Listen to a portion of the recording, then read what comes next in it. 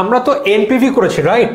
NPV এবং এইটা খুবই সিমিলার টাইপের জিনিস। দেখো নগদ প্রবাহকে বিবেচনা করে আমরা জানি। এখন দেখো এইটার মূল ব্যাপারটা হলো, দেখো আমাদের এনপিভিতে কি হয়, দেখো present value of future class আমাদের ওকে। দেখো আমাদের মনে করো এনপিভি হলো, আমাদের একটা ম্যাথ করি যেখানে দেখা যাচ্ছে আমাদের ইনভেস্টমেন্ট ইকুয়াল টু 1 লক্ষ টাকা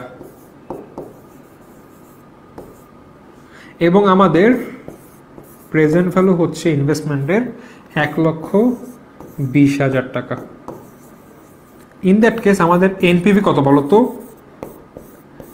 এনপিভি কিন্তু 1,20,000 মাইনাস 1 লক্ষ ইকুয়াল টু 20,000 টাকা।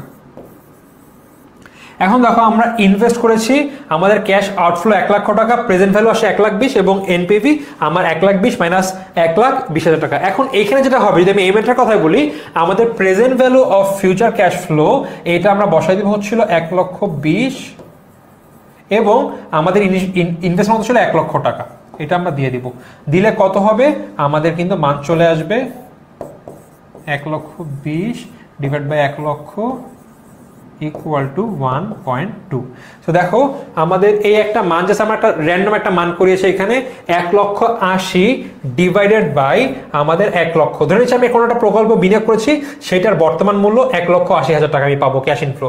সো এইটার আমার পিআই কিন্তু 1.8। বেসিক্যালি আমি যেই ভবিষ্যতের নগদ আন্তঃপ্রবাহের বর্তমান মূল্য পাবো, সেইটাকে যদি আমি বর্তমানের বিনিয়োগ দিয়ে ভাগ করি, তাহলেই কিন্তু আমরা এইখানের পিআই বা প্রফিটেবিলিটি ইন্ডেক্স পেয়ে যাবো। এখন দেখো আমাদের ডিসিশন কি ভাই, আমরা কিভাবে ডিসিশন নিব? যদি পিআই যদি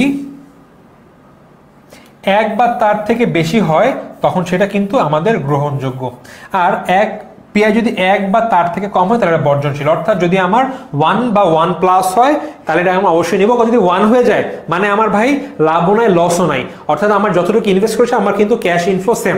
সো আমার পিআই 1 হলে মানে আমার লাভ হচ্ছে না, লস হচ্ছে না। কিন্তু যখন আমার পিআই এর মান 1 হয়ে যাবে, ইট মিনস আমার বর্তমান মূল্য কিন্তু ইনভেস্টমেন্টে থাকে বড়, অর্থাৎ আমার গ্রহণযোগ্য।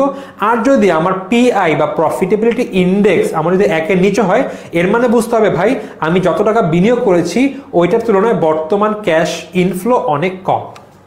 ওকে, সো আই থিঙ্ক তোমরা এটা বুঝতে পেরেছো। এখন দেখো আমাকে 3টা প্রকল্প দিল।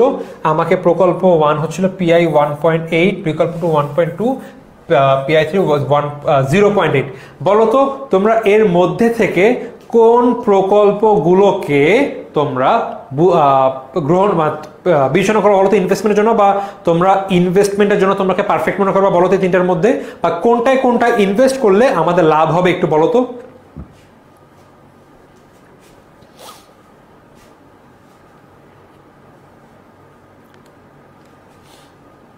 এ এন্ড বি, এক্স্যাক্টলি।